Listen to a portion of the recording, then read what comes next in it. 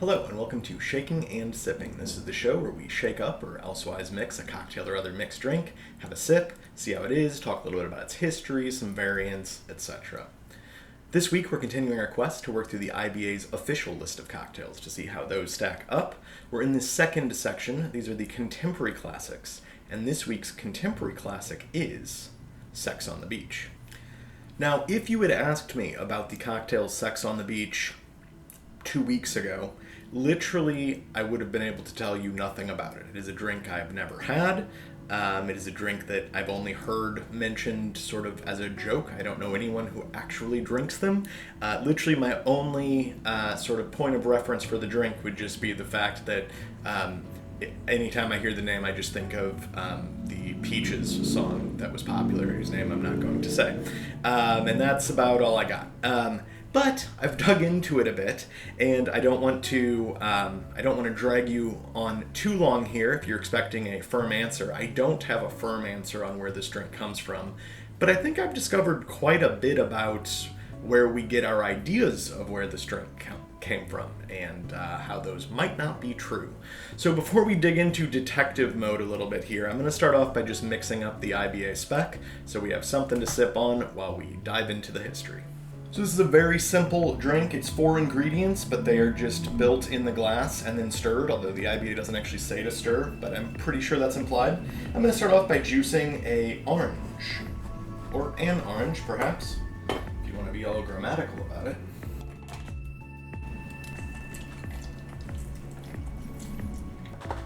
All right, and with that, we've got all of our ingredients ready. We're going to start off with 40 milliliters.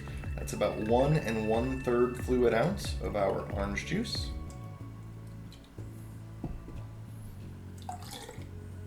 You could double strain this if you're worried about little bits of pith and or pip. I'm not, but you're welcome to be. Then we're going to go in with some cranberry juice, the same 40 milliliter, or about 1 1/3 ounce. And we have 2 spirits here. The first, which we're going to talk about more in the history section, is a peach schnapps. That's schnapps in the American sense of the word, not the European sense. That's 20 milliliters, or about 2/3 of a fluid ounce. And finally, vodka. Just like those first 2 ingredients, we're looking for 40 milliliters, or about 1 1/3 ounce.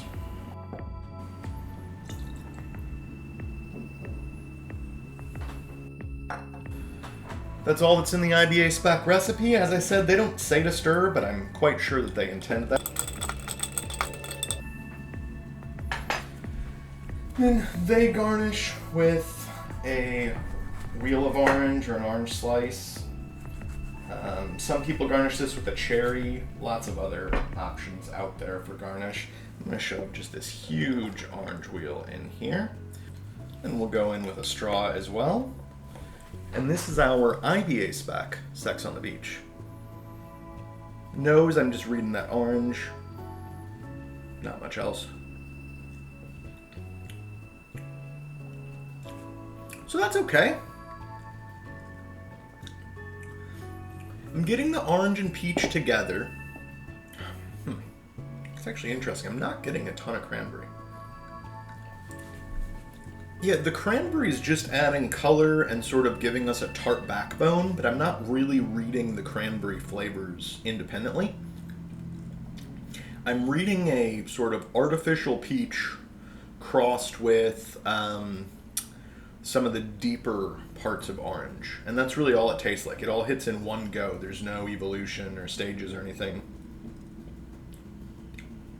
Yeah, it's just sort of peach candy with a little bit of like roasted orange sort of a vibe. That's fine. It doesn't taste like alcohol really.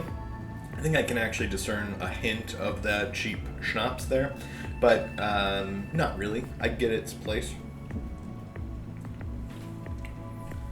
Alright, so there wasn't much to say about that drink, and I don't think any of us really expected there to be that much to say about the sex on the beach. Even if you haven't had it, you kind of have a feel for what that drink's going to be before you even try it. Let's talk history a little bit here. So this one's interesting in that a lot of places that normally give a lot of history, IBA doesn't usually, but they do sometimes. Difford's Guide always has great history. The Wikipedia pages for most of these try to give history, even though it's often wrong. Lots of other websites that generally give a decent amount of history on this drink either have none or just a couple sentences, and that's interesting. However, there is sort of a set of stories that you see in quite a lot of other places, and so the vast majority of places you look this up will do sort of a 1-2 punch of here's the traditional story, but it isn't true. I'm not sure that that's true. So what you'll see it credited to a bartender in 1987. Usually his name's not actually mentioned. We'll get to his name later, but a guy in 1987 in Florida who created the drink in response to a contest.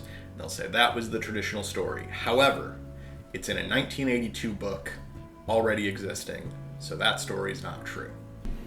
Alright, so I've got my computer here for the serious research portion. So that book, this 1982 book that apparently has this drink in it, which shows that it was not invented in 1987, is by someone called Jack Tiano, and it's the American Bartender's School Guide to Drinks. Okay, great. So wanted to go ahead and check in this book because people say it's in the book, but they don't say, did the book author claim to make it up, or did he say who came up with it or something? So looked around for it. Very hard book to find physically in any libraries or anything. Closest one was, I don't even know, hundreds of miles away from me. But it is available on the Internet Archive. And so I pulled it up and immediately was met with some slight distrust of the earlier report that this book proved anything about anything. Because, of course, it says in every site the 1982 book. This book, of course, was published in 1981, so bad start fact-checking wise. And it wasn't reprinted for a number of years after that. There's not a 1982 printing. There's a 1981 printing, there's a 1990 printing, not a 1982 printing, so they're already just wrong from the beginning. But so I went in the book, I looked for sex on the beach, not in there. So that's not great. So I thought, okay, well maybe they're just saying the drink already existed in its constituent parts, but didn't have that name yet in this book. So I looked around, I flipped through the whole book. I didn't read every page in detail, but I flipped through every page, could not find it. I then searched for peach schnapps. Does not appear in the book at all. The only references to schnapps are to peppermint schnapps. I thought, okay, maybe they used peach liqueur instead or something. Nope, peach liqueur, not in the book. Peach liqueur is mentioned in the book in the list of liqueurs, does not show up in any of the drinks in the book. It's just mentioned in the list of liqueurs. So it's not in this book at all. So I don't know what on earth anyone's talking about, but it's not in this book, so that doesn't invalidate anything to do with our 1987 claim.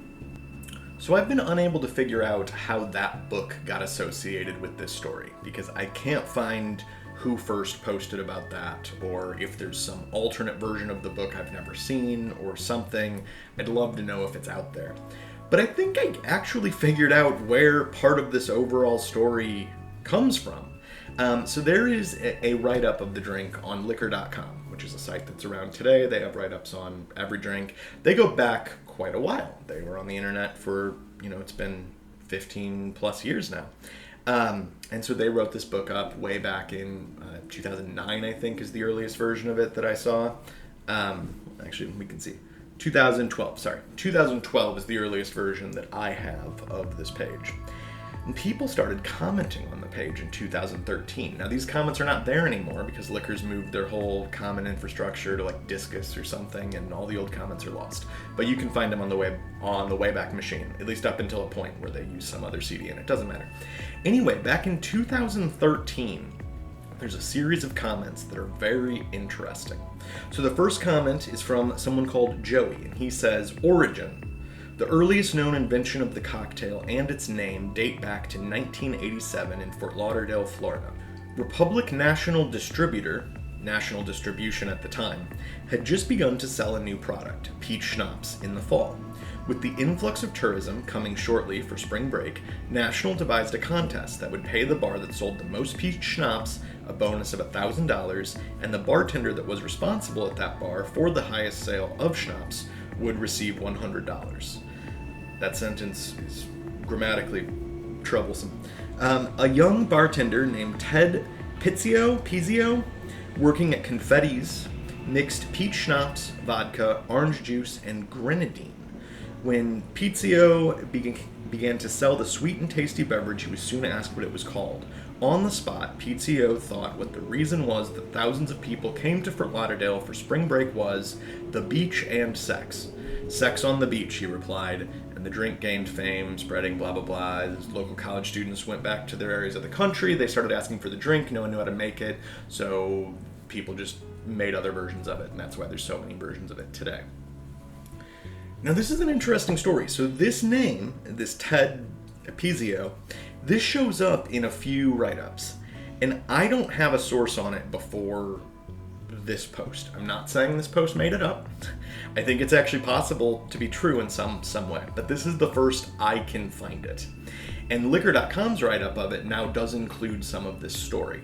And many other sites that tell part of the drink story link back to the current Liquor.com article. So people definitely read this. And I'm going to dig into part of this article in a minute because part of that's wrong. But there's a reply from someone called Pouring Pro, who apparently ran something called the Connecticut School of Bartending, which I'm not familiar with, but so he should know something.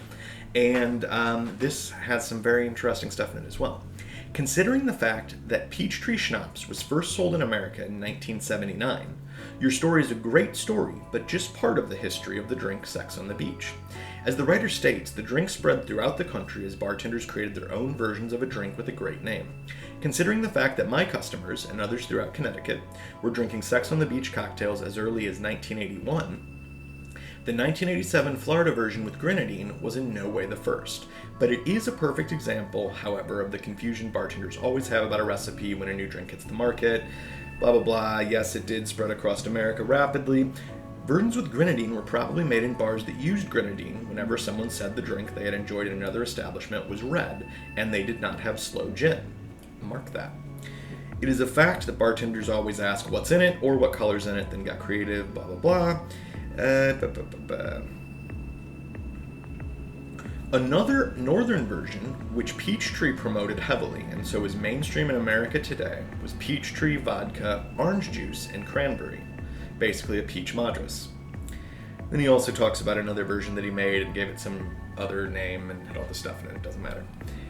Okay, so there's a lot to dig into there, but it's interesting. So on the one hand, Pouring Pro here of the Connecticut School of Bartending clearly was around back in the day bartending, and he knows that the drink goes back before 1987, and he knows of other ways it was made. Now, I believe him to some extent. I think there's a lot of good info in here. He does reference there was an actual presentation he gave at some point at the Connecticut School of Bartending. Like, he seems to be a legit character, and so we're going to believe parts of what he said.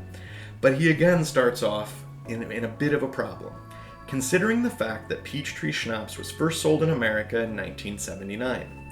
And let's reference what Joey said earlier, that National Distribution had just begun to sell peach schnapps the fall of 1987. They're both wrong. Peachtree Schnapps came out in 1984. I think Joey also might actually be confused on who ran this contest, though I'm not certain. So he references Republic National Distributor, by which he's referring to RNDC.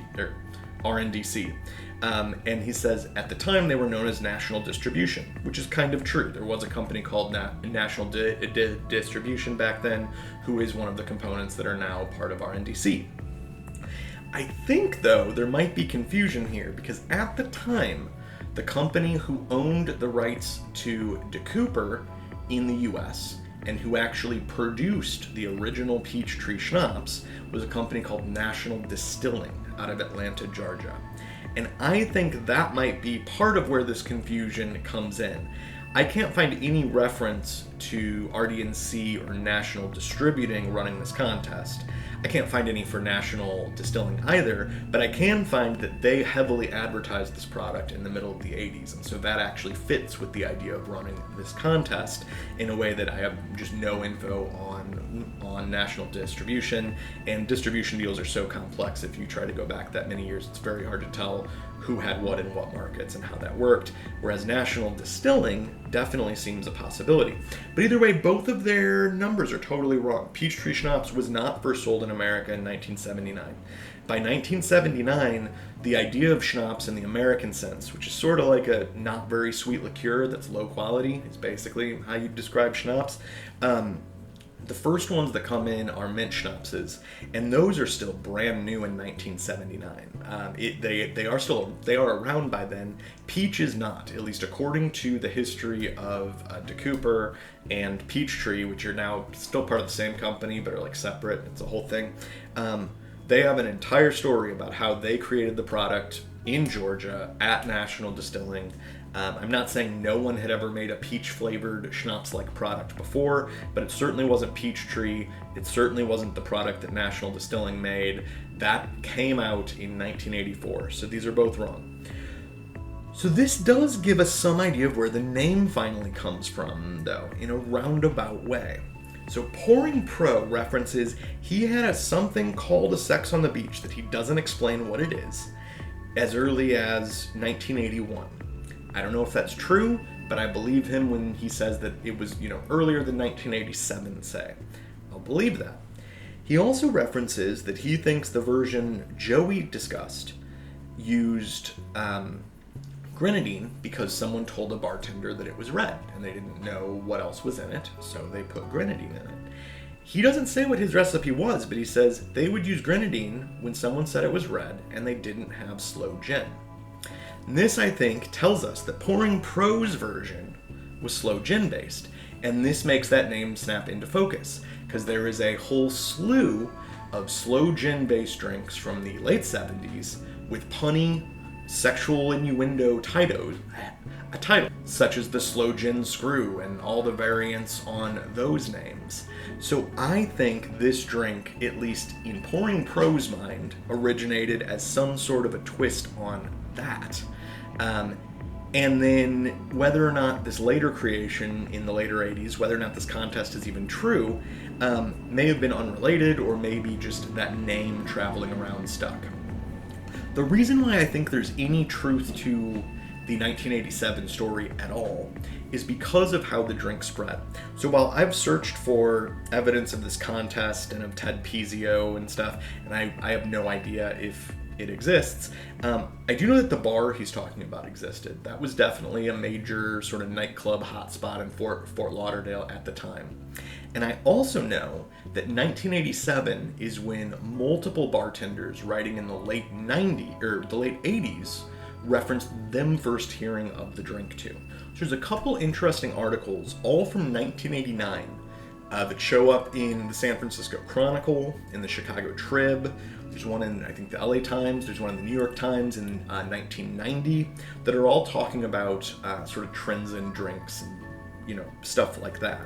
And one of them especially, I think it's the San Francisco Chronicle one, though I'll pop it up on screen or something, specifically asks multiple bartenders in San Francisco about what's popular right now, and the Sex on the Beach comes up. And they specifically say they first heard of the drink in 1987, and it's been huge ever since. And so that doesn't prove it was created in 1987. Pouring Pro says he was making them years earlier. That's possible. But I think that it's clear that there was some sort of cultural cachet that immediately developed in 1987 as the drink spread out. Now, it certainly isn't made the same by everybody.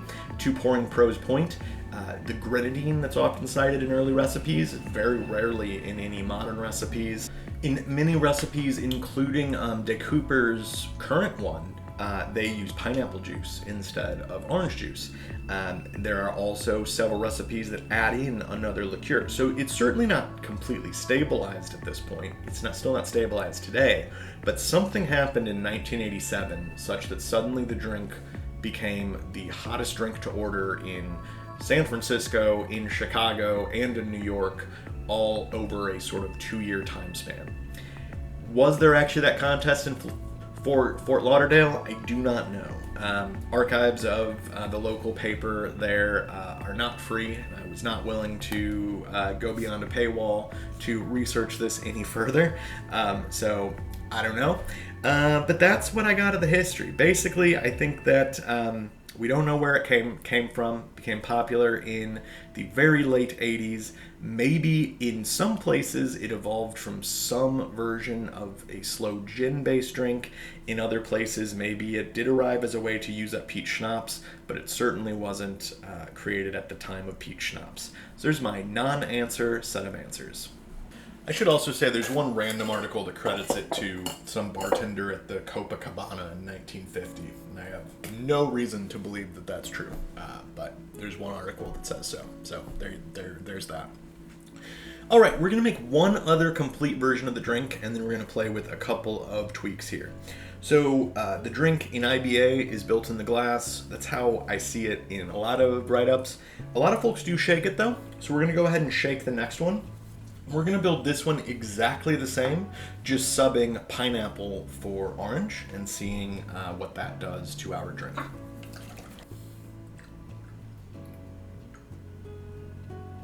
So we're starting with 40 milliliters of pineapple juice, 40 milliliters of cranberry juice,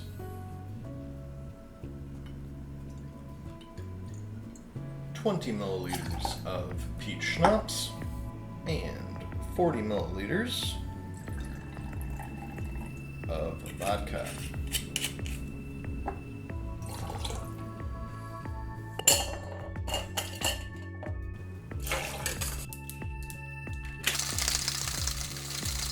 And then I'm just going to strain that over a cube in a double old-fashioned glass.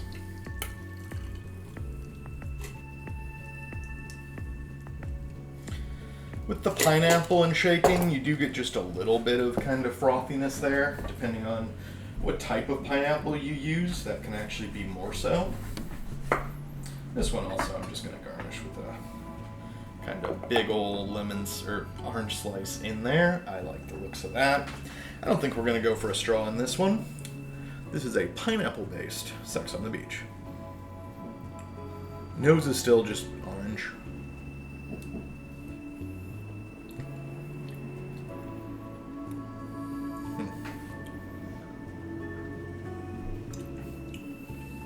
So I famously don't love pineapple. I really don't think it works well in here.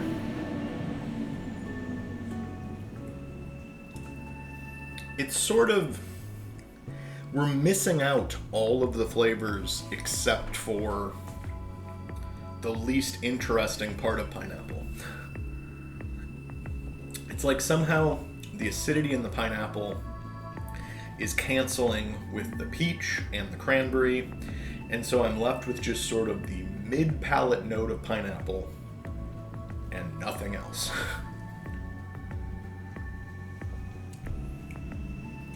It's fine if you really like pineapple, I guess. It just tastes like a very balanced pineapple juice. I don't know. Alright, and then finally I just want to try 2 tweaks. There are a number of recipes, certainly not the majority, but a number of recipes that call for either Chambord, which is of course a black raspberry liqueur that comes in this cute little bottle, or that call for Crème de Cassis. So we've used that before, of course, too. That's a black currant liqueur. I just want to see what this does in here. I've already drank some of this, so I'm not going to really measure it. I'm just going to get a bar spoon or a hair more.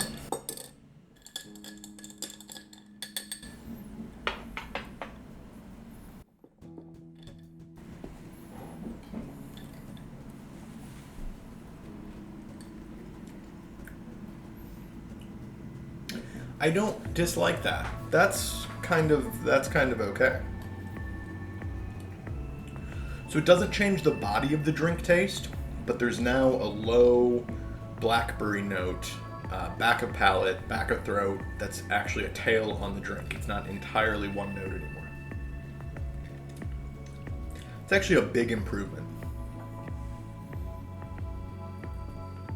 And let's try the other way on this one. Just throw in a bar spoon of Cassis.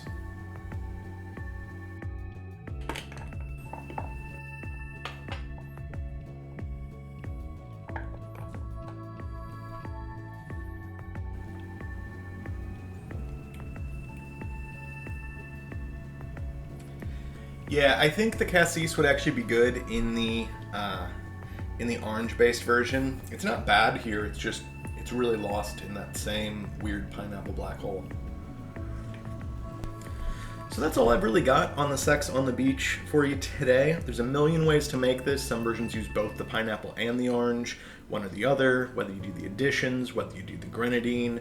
These are all choices that if this is the sort of drink that you're into, they are yours to make. I'm sorry I couldn't give you a true clear history on the drink, but hopefully I at least knocked some misconceptions off. And if anyone is in Fort Lauderdale and wants to scour the archives of I think it's the Fort Lauderdale Sentinel or the Miami Herald to see if you can find any evidence of this contest and promotion back in 1987, please let me know.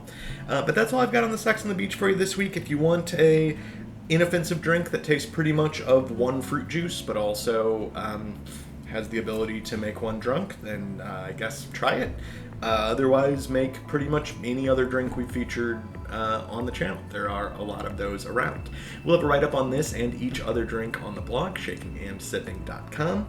I'd ask you to do all the YouTube stuff, like, share, subscribe, tell your friends, tell your neighbors, etc. Most weeks we'll do IBA in real life, where we go order the drink at a local Seattle cocktail bar. Don't think we're going to do that this week, just not much need.